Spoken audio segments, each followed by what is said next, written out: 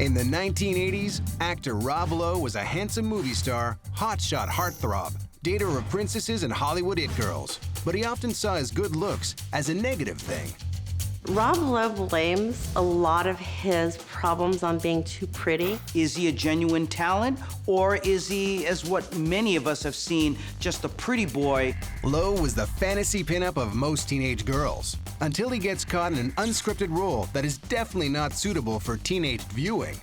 These allegations are, when taken together in the legal system, are really characterizing Rob Lowe as a serious sexual predator. The evidence on tape probably does put Rob Lowe in a weak position. The X-rated scandal obliterates Lowe's career. The incident was a wake-up call for Rob, personally and professionally. This is where the phrase, "what were they thinking," was coined. For a celebrity, image is everything. But when that image is destroyed, can it be rebuilt? You be the judge. Celebrity damage control.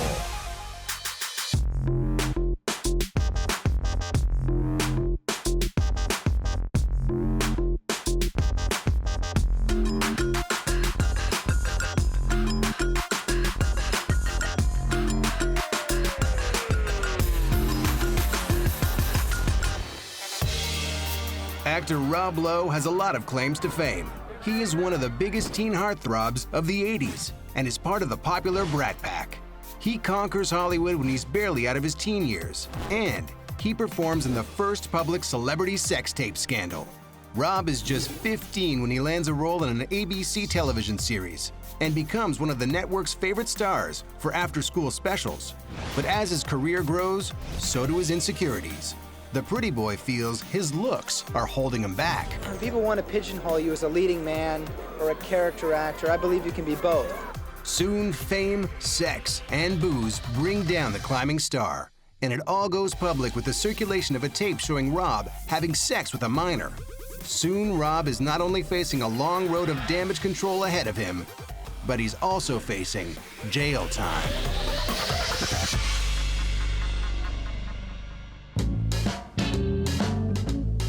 Lowe's saga begins modestly in Charlottesville, Virginia on March 17, 1964. His mother, Barbara Lynn, is a teacher. His dad, Charles, is a law student.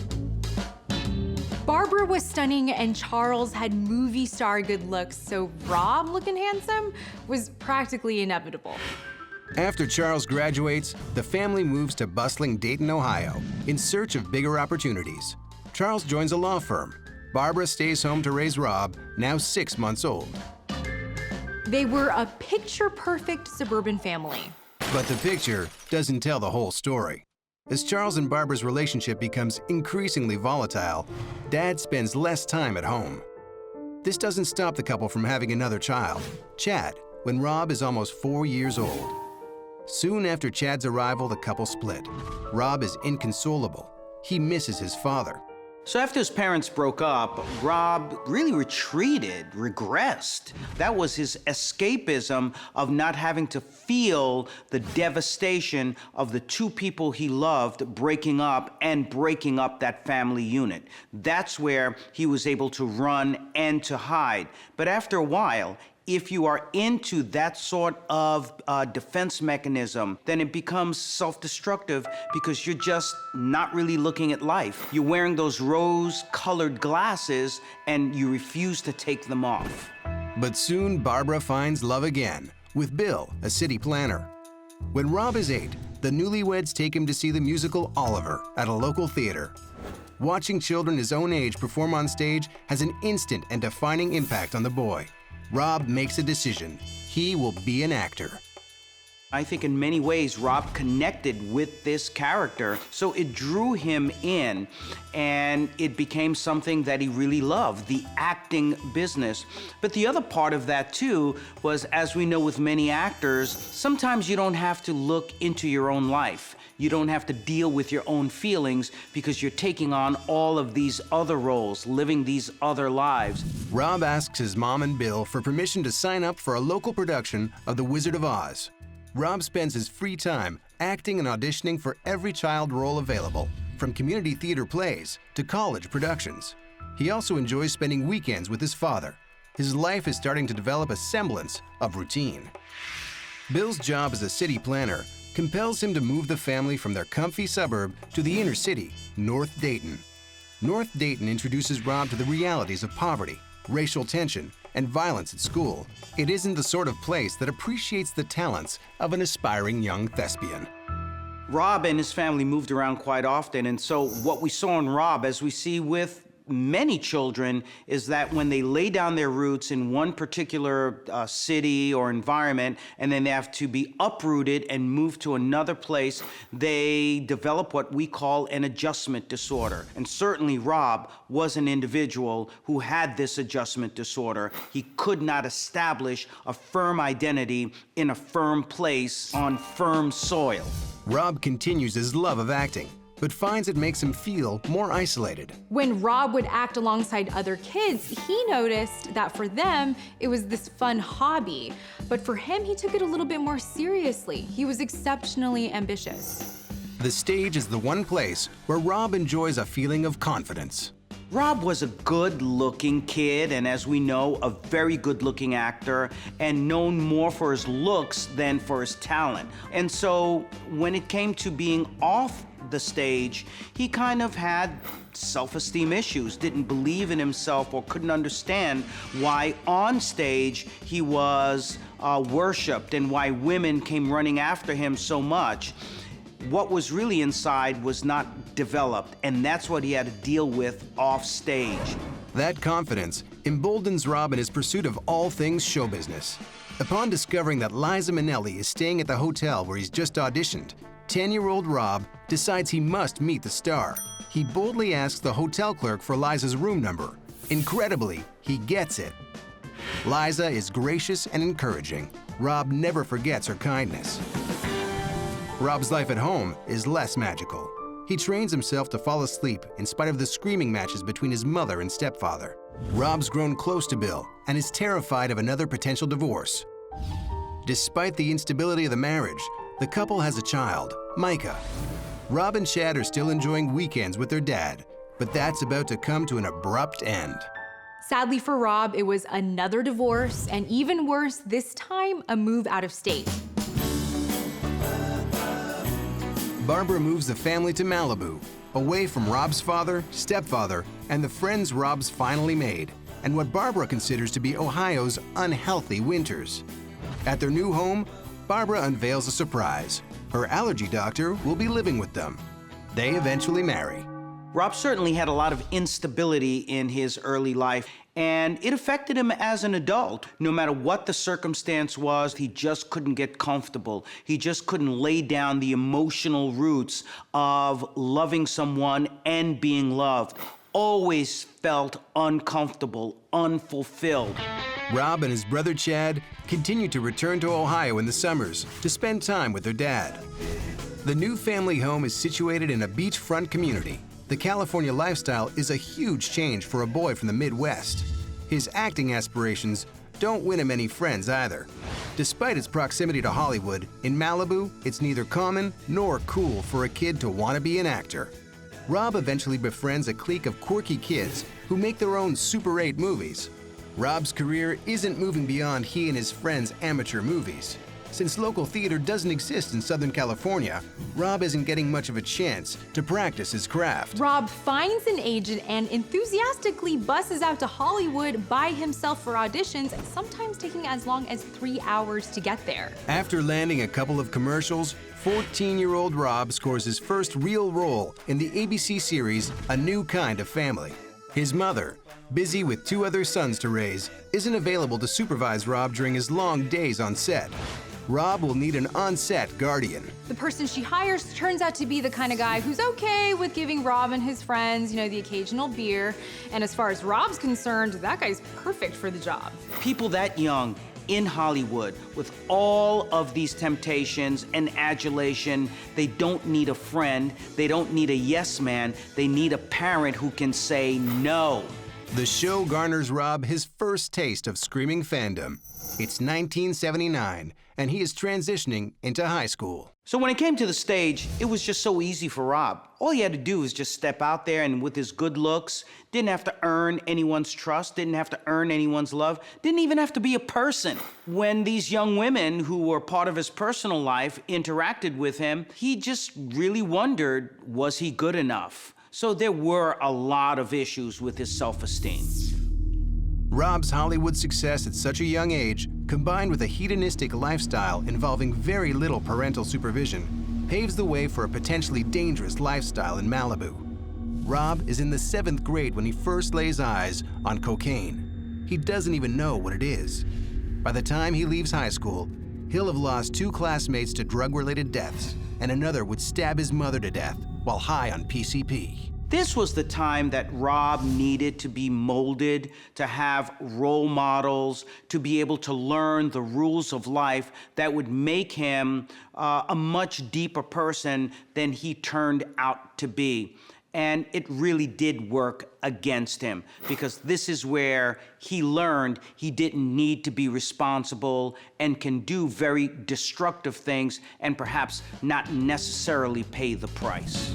Rob manages to secure a solid group of high school friends, many of whom will go on to become stars in their own right, including his brother Chad. Rob is particularly close to Charlie Sheen and Emilio Estevez, spending weekends and Christmas holidays at their home. Rob will come to see their dad, Martin, as a father figure. For a while, Rob seems like ABC's go-to kid for after-school specials. But as high school progresses, his career slows. His agents are struggling just to get him auditions.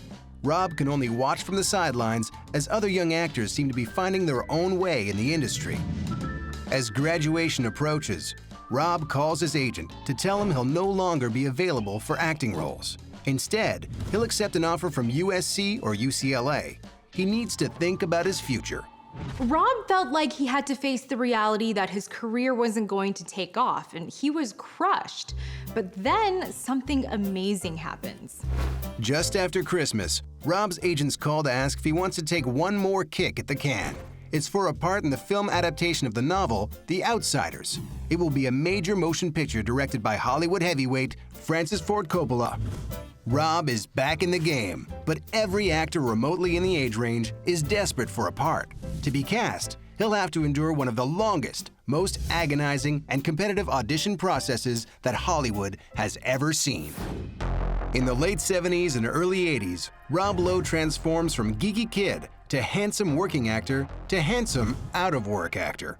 Just as he's ready to give up the business, along comes an unexpected opportunity of a lifetime, a chance to audition for Francis Ford Coppola for a part in The Outsiders. His competition is fierce. Guys like Scott Baio and Dennis Quaid, who are already making names for themselves, were also up for the role. Rob endures weeks of auditions and callbacks. He's an anxious wreck. He knows a part in this movie will be a game changer. Then he hears back. He nabs the role of Soda Pop, one of the most coveted roles in the film, a role he wins over actors like Tom Cruise, who is cast in a smaller part. The film, about a gang turf war, features an ensemble cast of handsome young actors that is prophetic in its casting of future stars. When shooting begins, Rob is just shy of 18, which means he won't require a guardian. He'll be living on his own for the first time at a hotel with a bunch of teenage guys. They feel they are invincible, as many young people do, but they are exposed to so much more as far as temptation, as far as drugs, as far as sex. And it can turn into something that can be very, very destructive for their lives, not just then, but later on. By now, Rob is in a long-distance relationship with Melissa Gilbert, star of Little House on the Prairie. But that doesn't stop him from enjoying the company of the frenzied groupies hanging out at the hotel. Rob later admits that drinking helps him manage any guilt he feels about betraying his girlfriend. What we find with the addictive personality is instead of dealing with the guilt, instead of dealing with the emotional turmoil, knowing that what you're doing is wrong, you stuff it down. You stuff it down with pills, and in Rob's case, he stuffed it down with alcohol. It seems the testosterone-heavy dynamic on The Outsiders set only fuels Rob's overly macho behavior. The castmates were friends, but they were also fiercely competitive. Once when they were rehearsing a fight scene, Rob actually punched Tom Cruise in the nose. Tom lost it and started to hit back so hard that other guys had to step in. Even before the movie's release, Rob's role in The Outsiders has Hollywood buzzing.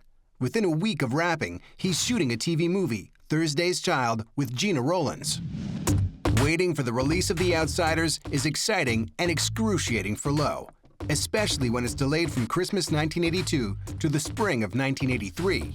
When the big night arrives, his anticipation turns into disappointment and humiliation. His role as Soda Pop is largely cut from the movie. Unfortunately, no one told Rob before the movie premiered. He has since said that he's never forgiven Coppola for that humiliation. When he gets the news that a lot of his performance is left on the cutting floor, it feeds into that self-doubt as to what his real abilities and talent and who Rob really is to the world. Is he a genuine talent, or is he, as what many of us have seen, just a pretty boy with a lot on the outside but nothing really significant on the inside? This really plays with his mind. Rob soldiers on, as does his career. Although his next film, Class, is critically maligned, Rob and his co-star Andrew McCarthy are left relatively unscathed. Rob receives favorable reviews for his roles in Hotel New Hampshire and Oxford Blues, which features his brother Chad in a small role. Some media even tag him the promising new actor of 1984. With his first big paychecks, 20-year-old Rob is able to move the family into a new home on a 1-acre property. He builds a guest house on the lot, just for himself. So The Outsiders, yeah, wasn't such a great experience for Rob, but he's still getting acting roles, and now he's making his own money. But in many ways, even though he was genuine in giving back to his family, that was more of what I see a masking of his low self-esteem. Look at me, I can buy these things, I can do all of these things. But did it really build up who Rob was on the inside? As Lowe's rising star gains momentum, he finds it difficult to shake off the gnawing feeling that the press isn't taking him seriously. Rob Lowe blames a lot of his problems on being too pretty, and we all know that's a really tough problem. I mean, look at Brad Pitt and George Clooney. Their careers went nowhere. But if you keep posing for the cameras and play up your pretty boy status, that's what people are gonna look at you as. That's where you will be pigeonholed. There's no doubt that Rob is a rising star. He lands a starring role in St. Elmo's Fire with a host of hot young faces. Lowe is part of an emerging new reality in Hollywood, where youth is king. Every studio is looking for the next young star. This has actually happened before. It's generational. People do not want to look up to and idolize their parents' heartthrobs. They want their own. So this was a new generation coming of age, but it was a more public and more photographed generation. Potentially on a timeout from his erratic relationship with Melissa Gilbert, Rob hooks up with his soon-to-be romantic co-star in St. Elmo's Fire, Demi Moore. Rob has both money and women, and yet he's not truly happy. Years later, he would describe a mysterious feeling of melancholy and agitation that emerged during this time in his career. While filming St. Elmo's Fire, Rob dives into his role as Billy Hicks, a wild man wasting his time hitting on women rather than being a husband and father and nurturing his artistic talents. Lowe landed the role by showing up to his first audition with a case of beer. It was a bid to prove he can be a bad boy with the best of them. His co-stars are a wild bunch, and Rob is at the front of the pack. AKA the Brat Pack. The term Brat Pack is coined by writer David Bloom in the June 1985 issue of New York magazine. It's a play on the Rat Pack of the 60s. Like the Rat Pack, Brat Packers were famous young movie stars who put their fat paychecks towards partying and womanizing. Bloom crowns Rob Lowe the most beautiful face. For the first time ever, Rob knows what it's like to be a cool kid, on screen and off. St. Elmo's Fire is a huge hit at the box office. Fans aren't fazed by its mostly terrible reviews, or Lowe's Razzie for Worst Supporting Actor. The film further cements Lowe's status as a teen pinup and heartthrob. When St. Elmo's Fire came out, it was a lot of different characters that everybody could identify with in that age group. And that's why I think it was such a big success, even though it wasn't a very good movie. By now, the fan situation is getting out of control. Women are coming out of the woodwork. They'll do anything to be with him. That's a false sense of reinforcement in that you begin to think that you're all that. You begin to think that you're really very, very important as an individual and that you're wanted by so many. But in fact, they weren't looking for Rob Lowe. They were looking for the character that Rob Lowe represented, a pretty boy. In 1986, Rob's star continues to rise with the release of Youngblood and About Last Night. In 1987, his role as a mentally challenged teen in Square Dance garners him a second Golden Globe nomination for Best Supporting Actor. When people want to pigeonhole you as a leading man or a character actor, I believe you can be both. And as Winona here is the star of the film, I was the supporting player, and I'd like to be able to do that, like Jack Nicholson has done, and Robert Duvall, to continue to go from leading man to great, wonderful, small roles. I want to do it all. There's no reason why I shouldn't be able to. Despite the critical accolades and his bona fide leading man status, the world is still obsessed with his looks over his talent. What's really interesting here is when we look at someone being objectified, it's usually a woman seen as just a pretty face or pretty body. So when you get a guy, and in this case, the guy is Rob Lowe, who's objectified for his looks, is seen as this really pretty person, well, like any man, they can't handle it. They're off the hook. They're like, who, me? I'm this god? Oh my. And that's what happened with Rob. Rob really embraced that, but yet at the same time also hated it because he wanted to be loved for who he was on the inside also, or maybe even more so. In 1986, the latest object of Rob's affection is Princess Stephanie of Monaco, Grace Kelly's daughter. On the heels of an About Last Night press junket in France, the guy who's been handling security offers to introduce Rob to the princess. An invitation to Stephanie's apartment in Paris turns into a 3-week shack-up. Stephanie was a princess, but she could party like a rock star, even by Rob Lowe's standards. After weeks of debauchery, Rob feels it's time to go home. Lowe returns home to chaos.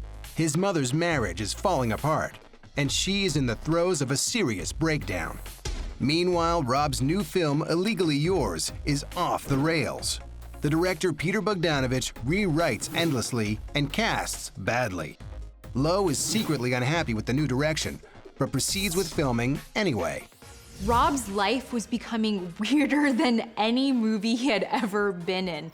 Life was surreal. Rob's head is not in the game. He's busy with his princess and drowning any negative thoughts in alcohol. Drinking crosses over into alcoholism when you can't stop drinking, especially in the face of emotional issues where you're self-medicating and you no longer want to feel. And that's exactly what was going on with Rob Lowe. Illegally Yours is deemed unreleasable by the studio. It's screened in select cities in 1988 to withering reviews. This kicks off a career spiral that will bring Lowe deeper into the throes of alcohol abuse and bad decisions. Decisions that will ruin his career, subject him to international humiliation, and possibly land him in prison.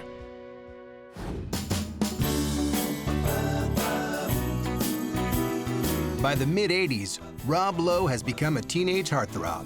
By 1986, he's at the height of his career as a leading man and dating a bona fide princess.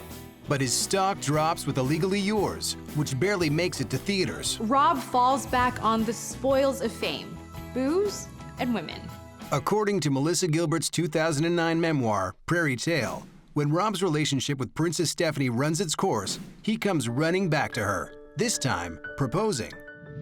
Gilbert also says that while they're planning their wedding, she drops a bombshell that she's pregnant with his child. According to Melissa Gilbert, she stated that when she told Rob that she was pregnant, he completely freaked out, said he wasn't ready for a child, and what was going on with Rob was more of the same, not dealing with life on life's terms. It's very interesting. Here's a guy who was upset because people thought he was just superficial, just a good-looking guy, but yet in many ways, he lived a very superficial life in that he did not want to let anything penetrate the exterior that he felt people were taking advantage of. According to Melissa's book, she miscarries days later. Set to star in a play in New York City, Melissa leaves for the Big Apple. Not long after her breakup with Rob Lowe, she marries actor Bo Brinkman.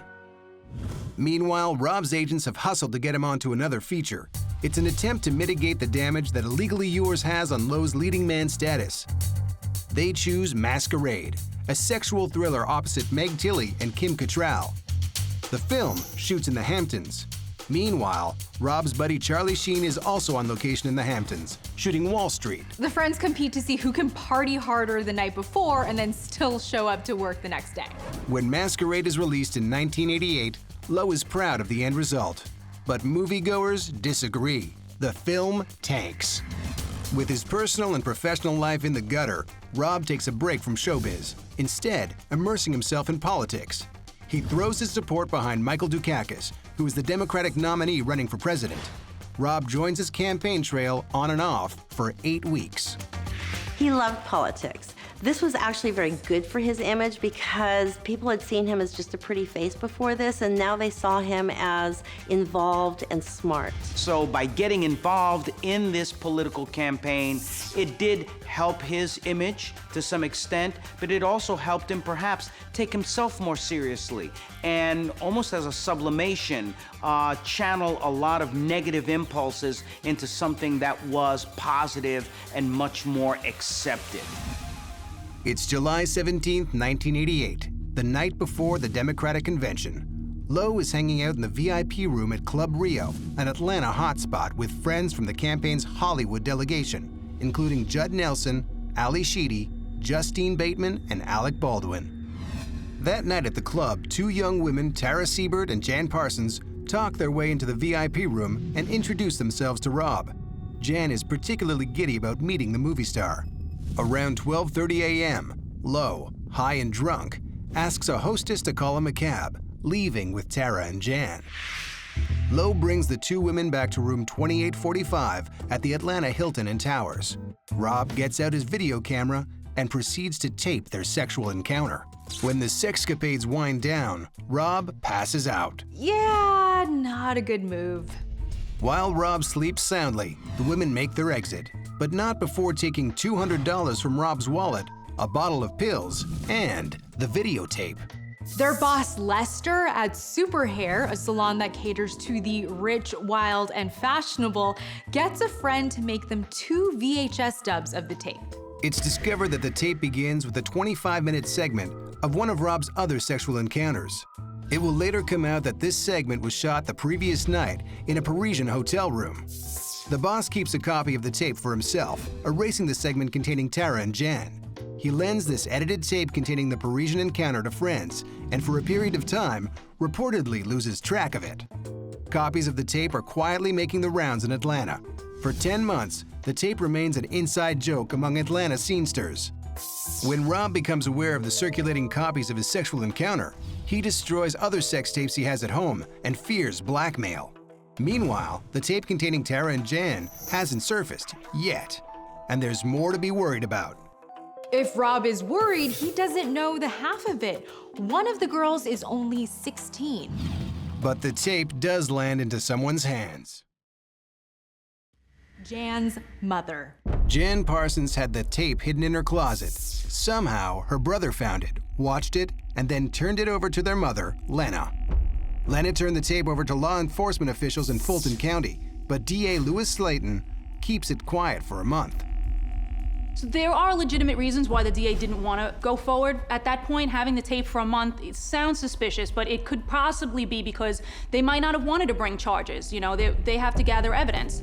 But at the same time, I think that the cover-up idea is probably a little bit more believable, especially since the Dukakis campaign was in town and they didn't necessarily want to be associated with this lecherous Hollywood actor, you know, preying upon their 16-year-olds. Oblivious that his most famous performance yet is sitting with the district attorney, Rob focuses attention on reviving his stalled career. But that's proving to be a monumental challenge. For months, the only offers he gets are for roles in movies that are gonna bomb. He can't afford another bomb, so his next role is critical for his career. When the Academy Awards call with an opportunity for Rob to strut his stuff in the biggest television event of the year, he agrees immediately. Lowe sings Proud Mary in a Copacabana-style musical number opposite Snow White. The performance is a laughingstock. This was an absolute disaster. Proud Mary was brutalized. Disney sued. How could Hollywood, of all places, not get permission from Disney to use their brand? This is where the phrase, "what were they thinking?" was coined. Lowe has called the Snow White debacle the most embarrassing experience of his career. But there's another one on its way. In May 1989, the case involving Jan Parsons is blown open when Parsons' mom files a civil suit against Rob. Rob Lowe is facing a major prison sentence. In 1989, Brat Pack Rob Lowe is smarting from two massive box office failures and an embarrassing performance at the 1989 Academy Awards ceremony. Then his career takes a truly epic hit when an X-rated film from his personal collection becomes public. The tape involves a 16-year-old girl, Jan Parsons, and her friend Tara. Being a minor, Jan's mother has come forward with a civil suit against Rob Lowe. The amount of damages she seeks are not disclosed, but if convicted of the criminal charges, Rob could be fined up to $100,000 and face 20 years behind bars. Jan Parsons' mom brings a civil suit against Rob Lowe on behalf of her daughter, suing him for having sexual intercourse with a minor, for sodomy, for multiple party sexual acts, and for using his celebrity status to induce this girl to have sex with him. And these allegations are, when taken together in the legal system, are really characterizing Rob Lowe as a serious sexual predator. Rob is in Cannes when he hears the news. He immediately flies to LA to retreat at home.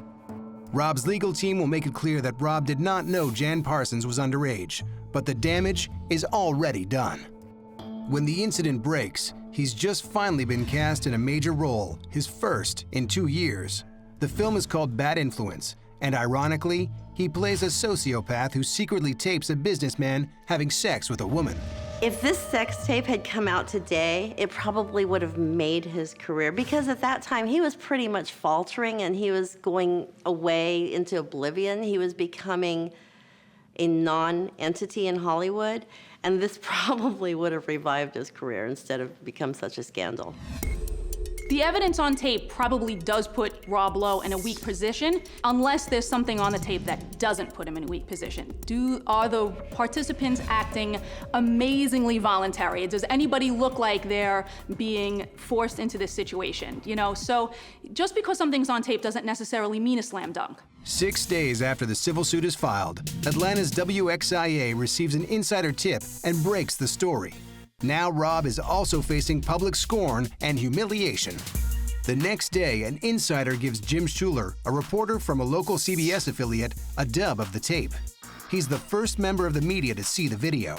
The TV station knows they must proceed with caution. It is illegal to distribute or sell sexually explicit images of minors. Ultimately, the station decides to air highly censored clips from the tape. The news media showing this one time or even making one copy could be a serious offense. In the segment most of the public doesn't see, Lowe is encouraging the two women in what the press will one day dub a lesbian clinch. A lesbian clinch is when a formerly straight girl ends up hooking up with another straight girl. And, you know, they're kind of like faux lesbians. Rob's debacle makes national news. The late-night talk show circuit has a field day. Camera crews hunt down and hound Jan and Tara. The story has exploded.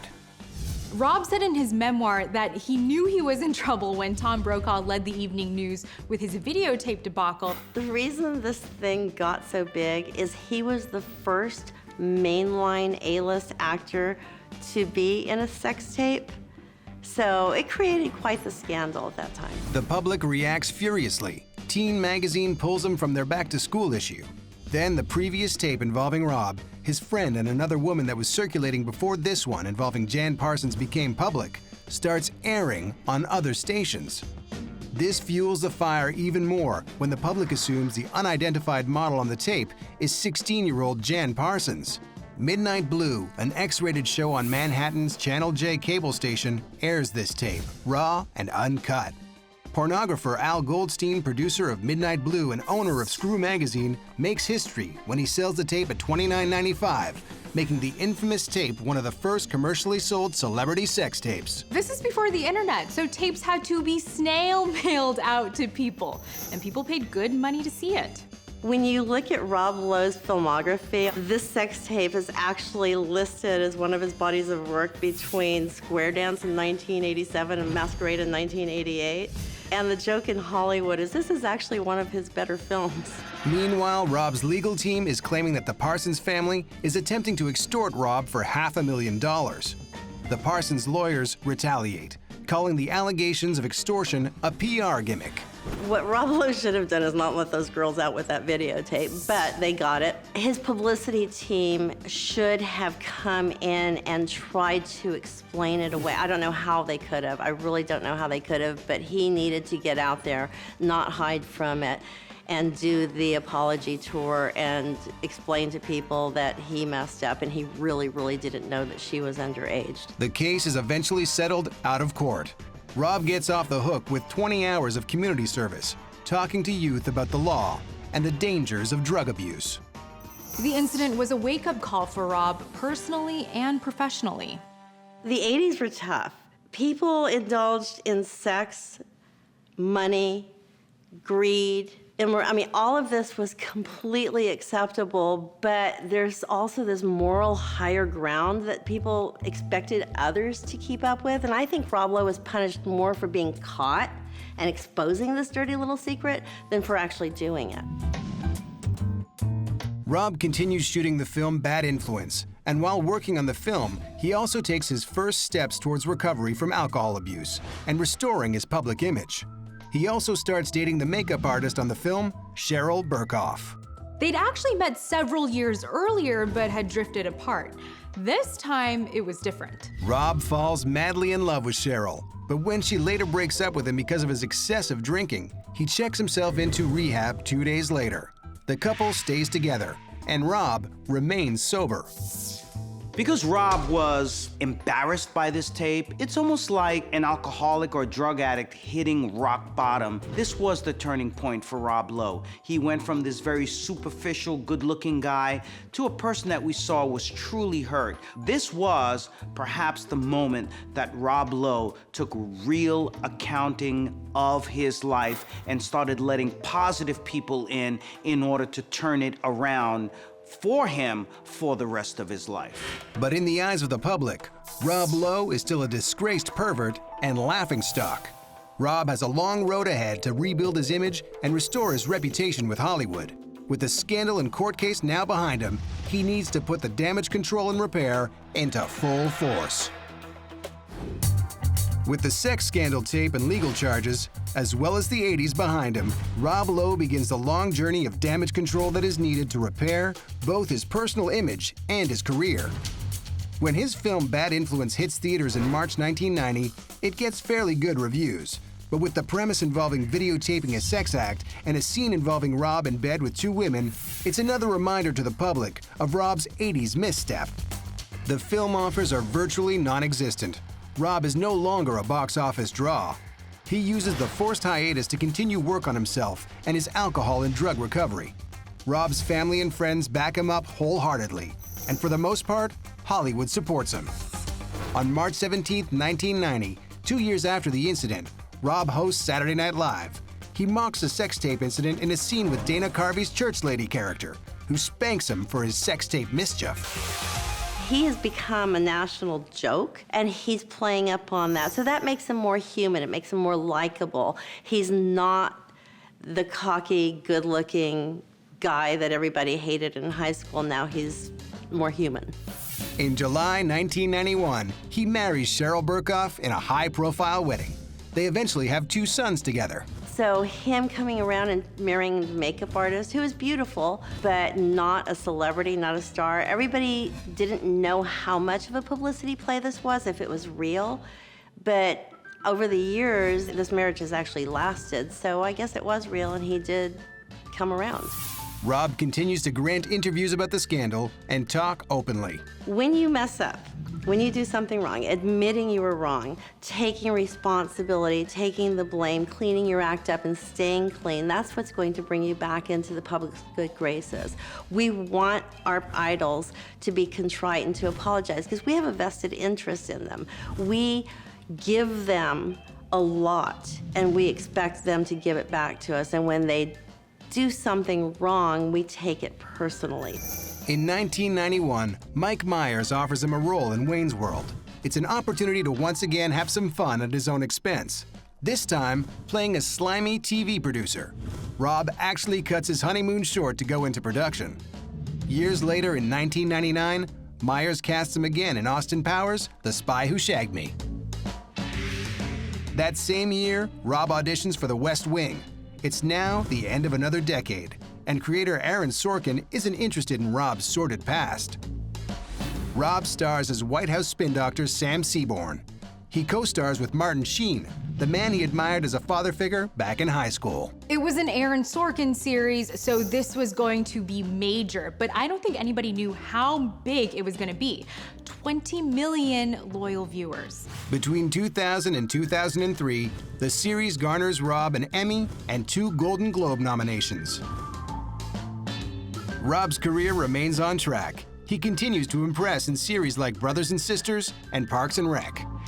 In 2011, 2 years after Melissa Gilbert releases a book that includes scandalous details about their relationship, Lowe comes out with his own memoir, Stories I Only Tell My Friends. The details of their relationship barely register in his memoir. Most of the time, people don't put that much stock into all of their exes, especially not enough to dedicate a book to them. This was just another ex-girlfriend to him. Lowe also spends little time on the sex scandal in the memoir. He made it sound like the downfall was inevitable. It was just the sex tape that did it. That was the straw that broke the camel's back, but he had a drinking problem. He was out partying too much. This was all going to eventually happen. So he owned up to all of that, and he discussed the cause and the effect more than the actual event, which is pretty smart because you really don't want to put such a bright light on something that was so terrible and remind people why they were angry with you in the first place. Rob credits the sex tape scandal as actually helping him get and remain sober for over 20 years. In 2014, he publishes a second book, Love Life, and pokes fun at himself in the movie Sex Tape starring Cameron Diaz and Jason Segel. Rob has also taken to social media to expand his fan base. Today, no matter what business you're in, social media is very, very important. So who knows if he had had social media back in the 80s, if things would have turned out differently. It all depends on how much control you have over it and how good you are at it. At this point in his life, he's using it to his advantage and he's winning that game. But back then, if he was not really social media savvy, it could have backfired and just gone even more crazy. When Rob Lowe was trying to resurrect his career, he was trying to resurrect it in film. Film has not really accepted him back yet. They still don't want him. So he's had to reinvent himself as a TV star. He's really good on television and people like him there. But on film, he was never that stellar of an actor. He had a couple of good movies, but he wasn't that big of a box office draw. So they didn't have much incentive to forgive him and bring him back into the fold. But it seems like now he's found his place. Let's be honest, Rob Lowe released his sex tape in the wrong decade.